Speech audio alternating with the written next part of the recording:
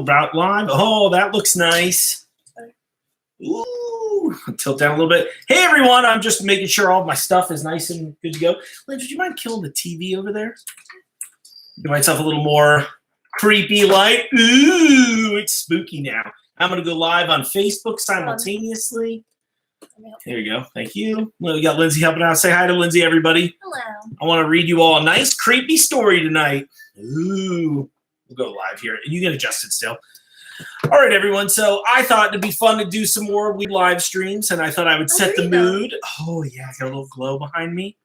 Got a little creepy music in the background. So I'm thinking here, look, it's not going to be the most entertaining. Wow, it's so bright. This is not going to be the most. Hello, Samuel. Welcome to the stream. I'm ready to kick this baby off. All right, everybody, let's do this. So, yeah, I wanted to keep everyone entertained while we're doing this. Facebook, if you're watching this here, that's great. But you should really. Are we all good there? Is everyone feeling good? Do I have people who are ready to do this? We just want to entertain everyone. That's what this all comes down to. There's a lot of shit going on. Everyone's panicked and afraid. And I just want to add to the fear. All right. Well, on that, since we're what? Should I give it another minute or so? I got a bunch of people. What's up, Nathan? Welcome to the stream here. Everyone on Facebook. But if you guys are watching here, I only did this in hopes of you all jumping to my YouTube stream instead. Thank you. I wish it was a bathrobe, actually. I actually don't own a bathrobe. This is where the good questions are going, everyone. So I guess you can also jump in if you're on YouTube and don't want to be on there, you can jump on Facebook as well. Facebook.com/The Mark Show, maybe? Nope, I don't remember. What's up, everybody? All right, everybody watching this one more time, do me a huge favor. I'm doing this on the Facebook and the YouTube stream simultaneously. I got a much better feed on YouTube, and I would really like the traction there. So if you could all go to youtube.com/themark. Go jump into that feed there, and I'm going to start reading here in just a second. All right? I'd love to go, Sean, but no one's in the YouTube yet. I want everyone in the YouTube one so I can kill off the Facebook live stream. I get it. It's easy and it's popular. All right, here's a creepy little short story, everyone. I'm going to miss your comments or a few. Thank you so much for joining me regardless, even if you won't jump into the YouTube stream. Okay, here we go. It's creep time. We got a little creepy music. Can you guys hear that in the background at all? Thank you. All right, here we go.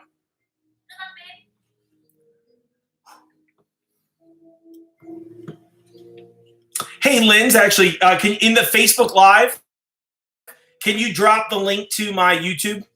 It's just youtube.com/themark. And you'll see that I'm live there when you get in there, everybody. Here we go. You're welcome to stay here, too. It's fine. After not having much contact with my grandfather for the first 20 years of my life, I finally got to know my grandfather more and more. He and I had a very late dinner at his house in the country one night, and afterwards, we sat on his back porch as he smoked his pipe, just talking. I happened to ask him if he had any regrets in life, expecting him to talk about never having remarried and never opening his own clinic. He'd been a doctor all his life. Instead, he was quiet for a very long moment and then said to that very day, he held one very shameful secret inside. And now that he was here, he finally felt safe enough to reveal it. He used that word specifically, safe. He said he regretted never telling the police that he was almost certain of the identity of a killer. Needless to say, I begged him to tell me the story, and with a lot of hesitation, he finally did. It was the year 1951, and my grandfather, whose name is John, was working at a rehabilitation center in Cumberland, Maryland. John woke up in bed one night in January to feel his heart pounding and a bizarre feeling of being very cold inside his skin, but not on its surface. Alarmed, he got up and started pacing back and forth across his bedroom, trying to understand this feeling, like a panic attack, but with more unusual symptoms. Before it fully subsided, he happened to look out his window at his front yard and the winding road beyond it. There was someone standing out there, standing out by the curb. It was a little before 2 in the morning, and it had begun to snow very lightly. So John put on his robe and his shoes, and he opened the front door. The woman out there didn't move. She was holding one arm up at her side in a strange way. John called out, but she didn't answer. As he moved closer to her, he heard a small sound and realized that the woman was wearing little finger bells, and she was clanging them softly as she stood in the snow. She wore tattered shoes and a ragged brown dress. She looked very young, in her 20s, and had a plain face and unstylish hair. John asked her if he could help her, but she only looked at him and just clanged her little bells. She wasn't shivering at all. She actually seemed to want to be where she was, but he told her to follow him inside so he could call someone to come get her. She followed, willingly enough, as she spoke very soft words under her breath, not mumbling, but whispering. My grandfather remembered that the bizarre symptoms he'd suffered just minutes earlier had disappeared quickly upon venturing out into the night. He asked this woman some questions, but she didn't answer any of them except for one.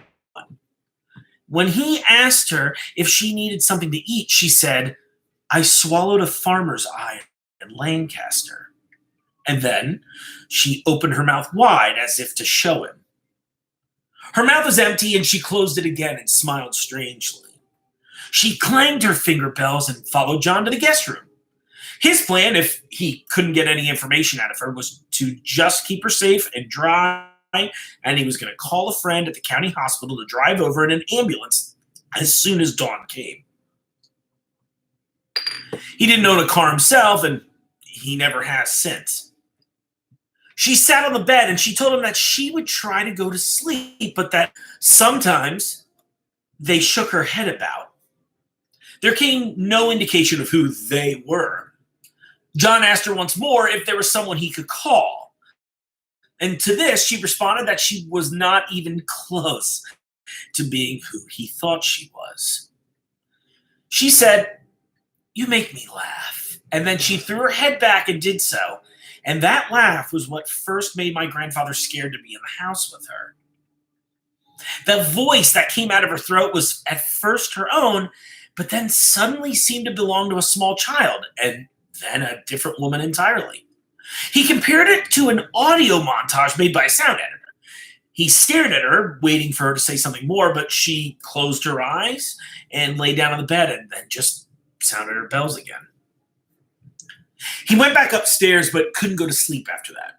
After his odd physical malady and having this stranger on the floor below him, it wasn't going to happen. So he sat in a chair and smoked and watched the snowfall outside, wondering what would happen if it had accumulated so much that the ambulance couldn't come in the morning. 2 hours passed, and his eyes were getting heavier and heavier when he heard the shaking of those finger bells again. And it didn't sound like they were coming from the guest room. They seemed closer. And the sound came just once. John got up and opened his bedroom door very slowly and went out into the hall. He thought the sound had come from as close as the bottom of the staircase, but the woman wasn't there. So he stood in the same spot for a full half an hour, waiting. But for all he knew, the stranger was asleep again. He went downstairs as soon as the sky began to lighten, and he called the hospital from the kitchen. The ambulance was promised in about 20 or so minutes. It would have been 10, but the snow was really falling now. The wind was picking up even. And John waited on the back porch, closing the door behind him, not wanting to even check on the woman. When the ambulance arrived, proceeding very carefully up his drive, John went out and told the driver, a man named Patrick Edelston, that no gurney was needed. The woman could walk under her own power, and she just needed an evaluation.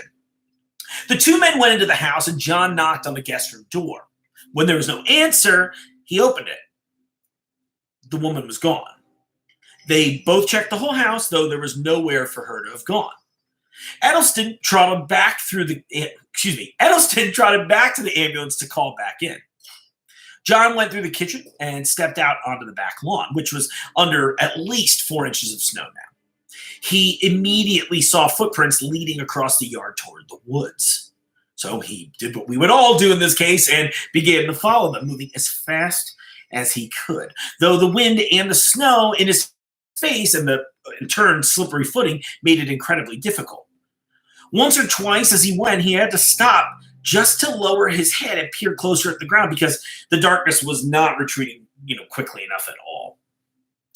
He spotted the stranger a few hundred yards into the woods near the bank of a small stream. As soon as John saw her moving away from him, he shouted, and she stopped and turned.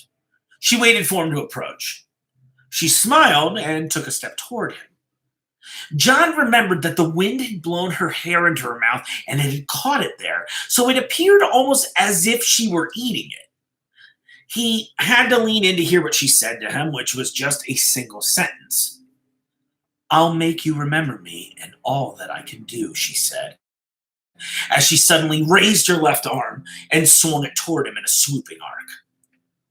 He felt her hand connect with his right cheek hard, and then, unfathomably, he swore as an old man to me that he had felt her fingers puncture his cheek entirely, tearing right through the flesh, and he could feel her fingertips touch his teeth, and those cold little bells dragging and digging against his face and the open wound. For 1 second of mortal shock and panic, he stood there as she laughed and pushed her fingers deeper through his cheek, seeming to feel for his tongue. He flinched back instinctively and her hand withdrew, and he felt his cheek become whole again in an instant. There was no blood, there was nothing. It had never really happened. The woman turned and began to run through the snow, and this time, John did not follow her. He sank to his knees in a panic, feeling his face. There was nothing wrong with it. The woman disappeared into the mist, and a minute or so later, Edelston was right behind him, helping him to his feet. It took an hour or so for my grandfather to tell me that part of the story, sitting there on his back porch. He filled his pipe again and sighed heavily.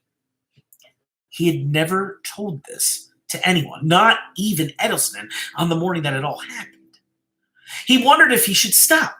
So, of course, I didn't pressure him, and he eventually went on. There was a real search for the woman, but it couldn't amount to much, as 16 inches of snow eventually fell that day, and the area was stifled. She had vanished. That began the time when my grandfather would see her in his dreams. These were the worst nightmares he'd ever had, but eventually they did begin to fade. One morning, almost a year after his encounter with the woman, he woke up inexplicably cold and almost went into a state of panic before he realized he was cold not as some sort of premonition that she had returned, but simply because he had just left a window open. But he couldn't forget that feeling of having been freezing inside his skin, as if his organs had suddenly been coated in ice. More than once, his dreams took the form of reliving his first hour with the woman, from the moment he'd seen her standing on the border between the road and his drive. But in the dream, when she said she'd eaten the eye of a farmer in Lancaster and opened her mouth to show him, he woke up stifling a scream, because now it was obvious to him that she truly had. There were other waking moments when my grandfather was haunted, of course. Once he was on a train to Manhattan to visit his brother, and the train had to stop in New Jersey with an engine problem just a little bit after dark. It was sitting on the tracks in the middle of Levittown, and he looked out the window and he saw a woman sitting on a bench under a streetlight more than 100 yards away. Now, he couldn't make out her face, but for some reason, he was immediately convinced that it was her. She never moved until the train pulled away again 10 minutes later. He couldn't say what it was that made him think it was her. He just felt it with every fiber of his being. Shortly after that trip, he fell into a deep depression that had lasted almost 3 years and whose cause he could never quite pinpoint. So it's 1958 now, right? 7 years after the night of that snowstorm in Cumberland, John was randomly contacted by the Ohio State Police about a murder case that was being investigated in Youngstown. By that time, he was considered an expert in abnormal psychology and was occasionally called upon to testify in court as such. Now, a detective who knew of his work wanted to send him a stack of paperwork that represented evidence collected so far in the killing of Father Corvett, a 40-year-old Catholic priest. Half the evidence consisted of photographs of the crime scene, And because the material was so sensitive and too sensitive to send to the mail, the detective asked if he could drive out and meet John at a hotel near the Western Maryland border, where John was at a convention of clinicians. He agreed, and over coffee told the detective, Terrence Brunner, about the case, as well as received the materials from Brunner. Back in his hotel room in the small hours of the night, my grandfather first read Corvett's diary, which hadn't been kept regularly, but twice mentioned his attempts to help a homeless woman who had recently appeared in Youngstown. She was mute, he believed, and traumatized, but docile and apparently harmless. For some reason, the priest never referred to her by name, only as the Snake Lady. It had taken Brunner quite some time to determine the origin of this nickname, which had only been revealed in a single letter Corvett had written to his sister. The first time he'd seen the homeless woman, she'd been standing under a tree on church grounds. He'd spoken to her briefly, then gone back inside the church. And when he came back out an hour later and walked to his car, he noticed that she was gone, but that something was lying under that same tree in the grass.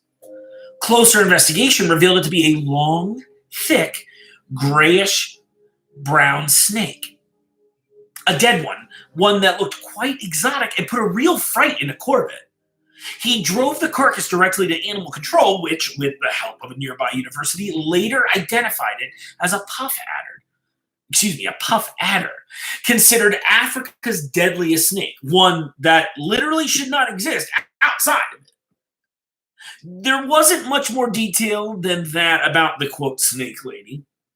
The striking thing about the diary was Corvett's writings about his travels to various libraries in the area, travels which got more extensive and expansive as they went on. His reasons for them were maddeningly vague, and so Detective Brunner had looked into the priest's material checkout records at scholarly libraries and theological seminaries. He was able to detect a pattern. The man kept checking books out farther and farther away from his home on subjects ranging from drug addiction and schizophrenia to witchcraft. One weekend, Corvett came to a seminary in Philadelphia from which he withdrew books about ancient religious beliefs centered around the Middle East. At one point, he requested photocopies of 2 essays from the late 1900s describing the obscure belief among some Babylonian tribes that the souls of the dead could congregate inside a single living human body for the purpose of resurrecting it.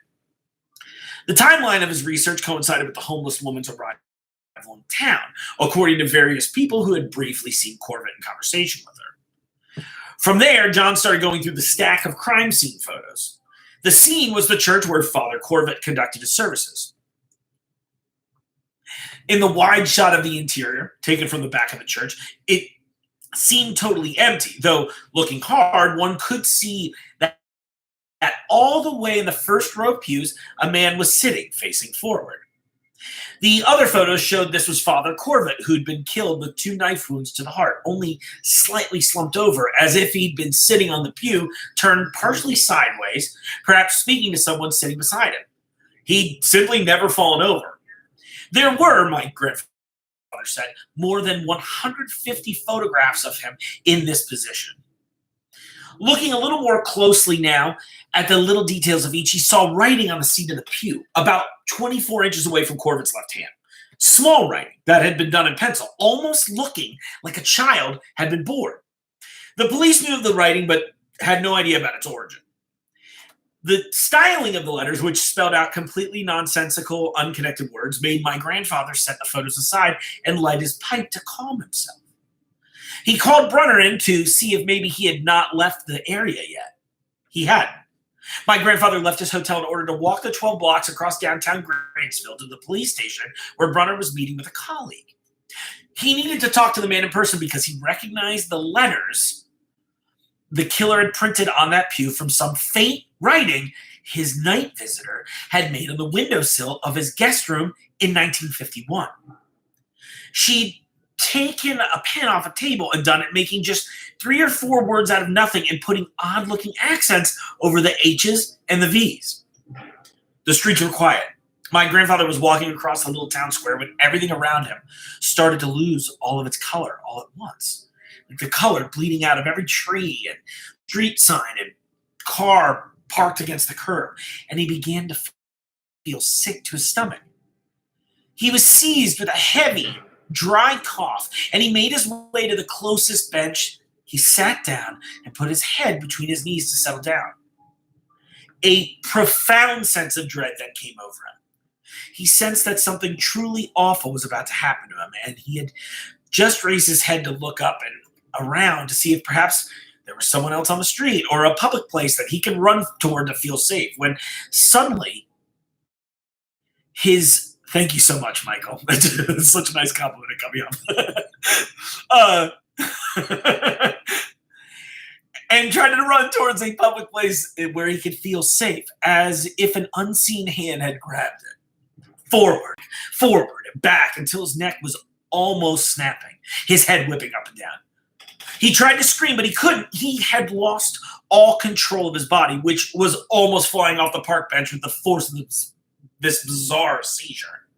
It lasted only about 5 seconds, and then, dizzy and in great pain, he fell off the bench and into the grass. No one saw his agonies.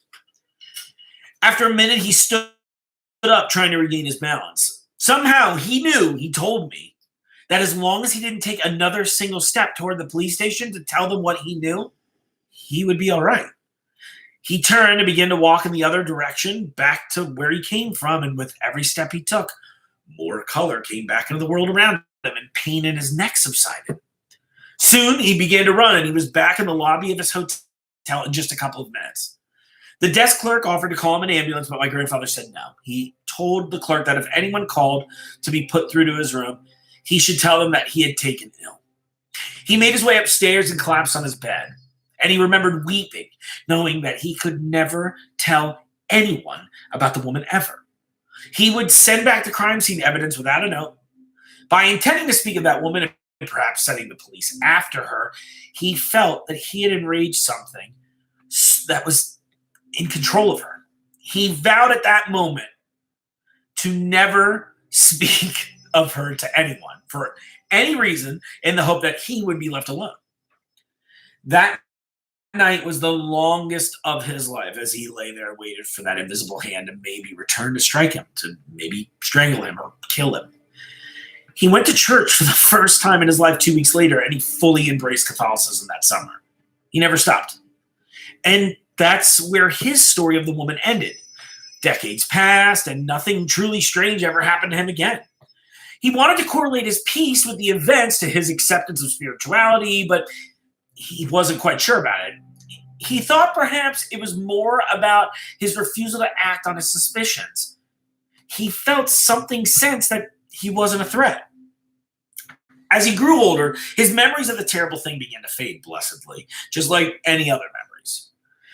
He told me life was so long, so very long, that the human mind could learn to endure and bury almost anything. When you think about it, the world's populated by people who've lost children in accidents and Holocaust survivors. But when life reached a certain duration, these things begin to slowly fade from your memory. No matter how much they shook our beliefs, time inevitably did its work. And even though your experiences would never allow you to be the same as you were before, these slow decades labored in the dark field of the subconscious to overcome them.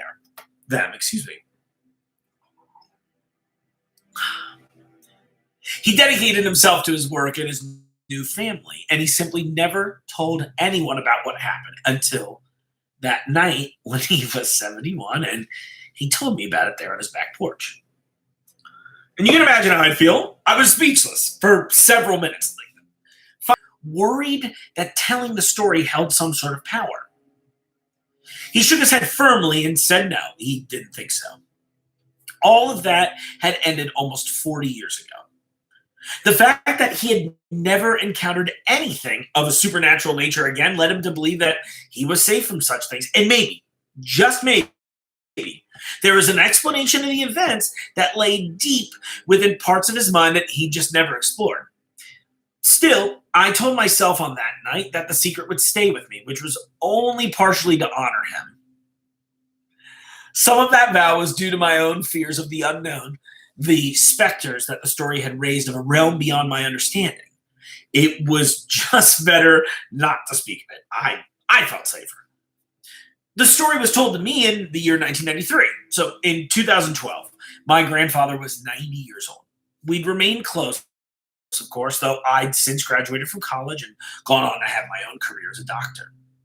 I still visited him every year at Christmas. He continued to live on his own in Solomon, Maryland, a 4-hour drive from Cumberland. One day last December, I arrived there to stay for a couple of days.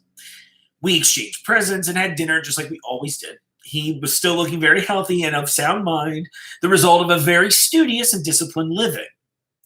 I took him out to a nice restaurant in town the night after Christmas. I had to start driving back to Boston afterwards, so we got in the car at the restaurant and drove back to his house.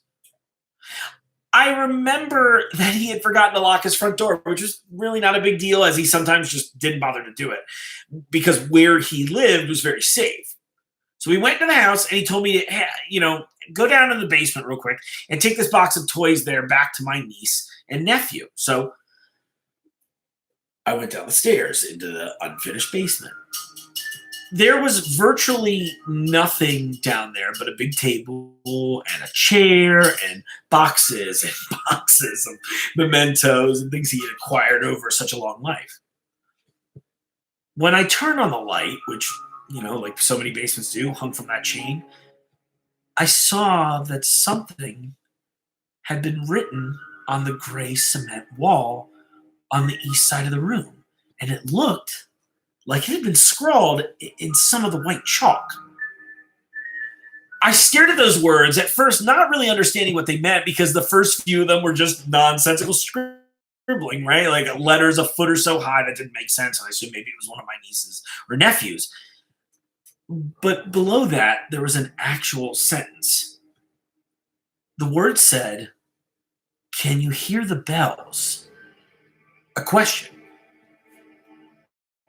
I can't describe it. A feeling of such terror washed over me that I almost lost consciousness of myself right then and there. I then heard my grandfather's feet on the steps above me, and I called out for him to immediately stop.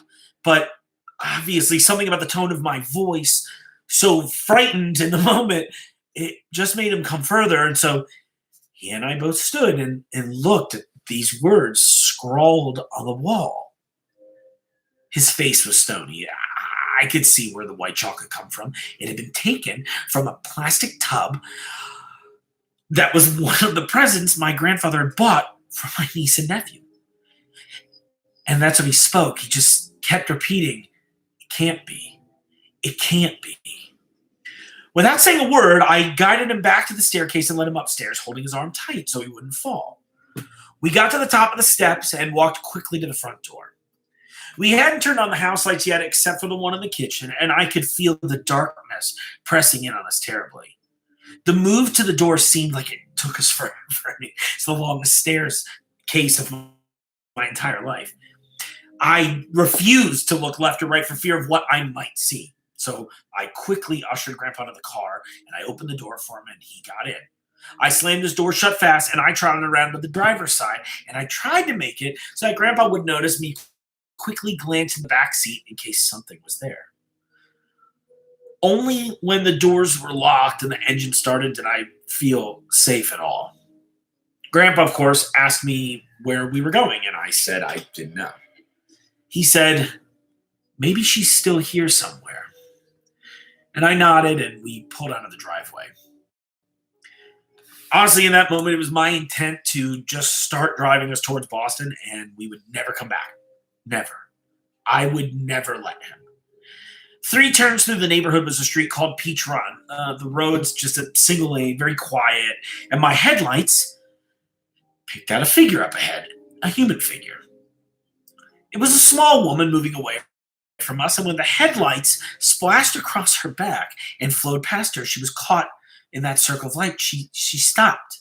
And when she stopped, I did too, and I slammed on the brakes. I looked for a second at my grandfather in the dark. His eyes were wide. I mean, they were literally staring through the windshield. The woman slowly turned toward us, and then she began to walk toward the car.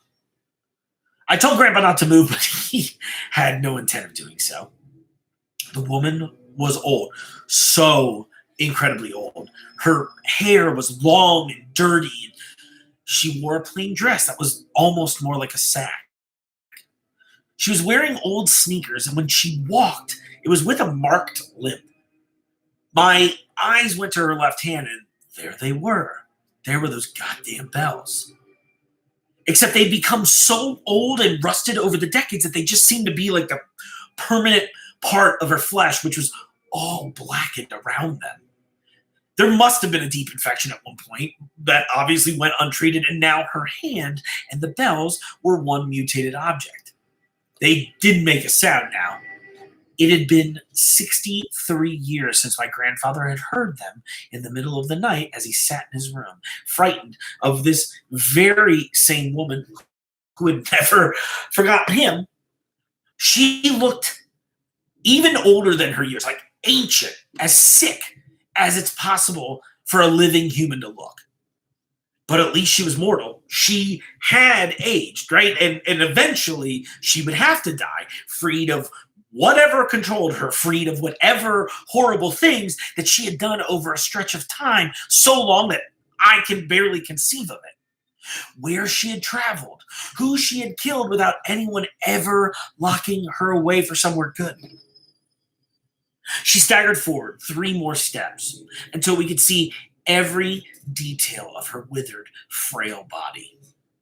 She had no expression on her face, only stared blankly like a statue. I heard Grandpa emit a small wheeze as he began to have more difficulty breathing. I took my foot off the brake and I hit the gas pedal and I swerved around her and I sped up. I took a sudden right turn that led us right back to the main road. And when I got there, I drove us well over the speed limit to the highway, and we were on it in less than 3 minutes. And I just kept saying to him, "It's okay, it's okay, it's okay." And Grandpa said nothing, nor did he speak again for almost 2 hours when we finally pulled into a gas station. I turned off the radio and he sat with tears in his eyes, gripping the door handle tightly. Finally, he said that he was all right, that he was okay, and I believed him. He died 6 months ago of viral pneumonia, only 8 months after leaving the house that night, which, by the way, neither of us ever returned to. I ultimately had him move in with me and my wife and my kids, who were only too happy to have him. We ended up just telling them that there had been horrible flooding in his house, so I let a real estate agent handle every detail of the sale. So my grandfather would never be left alone. I hired a full-time assistant to help him around the house, even though he really didn't need it. He, of course, accepted the helper without complaint. And how many nights have I spent wondering how long it will take for that woman to die so that there's no chance that I'll be walking alone one night and feel her presence and turn and see that she somehow found her way to Boston, wanting to demonstrate to me that she is not who I think she is. I'm not as mentally strong as my grandfather. I know it. And I know that my mind would break if she were to touch me, if she were to reach out to me in the dark with that hand that had fused with bells that would never sound again. And how long do I wait in silence before I clap for myself? Well, first off, thank you all of you to joining in tonight. I want to give a huge shout out to Soren Narnia for writing that story. You guys can look his work up. I'll tag it in the comments in the additional info section. If you like this, leave a juicy in the chat or in either one. Thank you, Michael. I appreciate your kind words. Sabrina, yours too. I totally broke before. I would love to keep doing stuff like this. I know I normally do more comedy stuff, but I don't know. I just think bedtime stories would be kind of fun. We've got a lot of things going on. I've got a ton of stuff I can read to you. Yeah, it's all fun. Hello, Angel Sket Brock. I've also got my Facebook going. You guys can follow me on Facebook as well. Facebook.com/The Mark Show. If you like this, I've been doing all kinds of fun things. Braving the elements and the viral breakout to get food from a bunch of our local food purveyors here in Cincinnati, Ohio, and Northern Kentucky. Things are crazy. I know a lot of people are scared and weird, so wanted to read creepy stories to really just add to the fear going on. But no, all kidding aside, like tune in. I would love to do more entertaining stuff. If you like this, feel free to tell me you love me on my Venmo page, which is also at the mark. 10 cents will even do. But no, I want to just keep doing great stuff. If you all enjoy this, I would love your feedback. Seriously, very honestly. And I'll start wrapping up the streaming. I'm going to try and stream something interesting every night. And we'll just see what happens. Maybe a little slice of life, a little man on the street action, person on the street. Again, thank you all for being here with me tonight. I'm going to go ahead and cut this off. And I hope you're all safe. If you're in the Cincinnati area and you need something, you know who to ask. Somebody else. I'm just kidding. I'm not really that big of a piece of shit. All right. Kill me YouTube stream. Facebook, you're going next.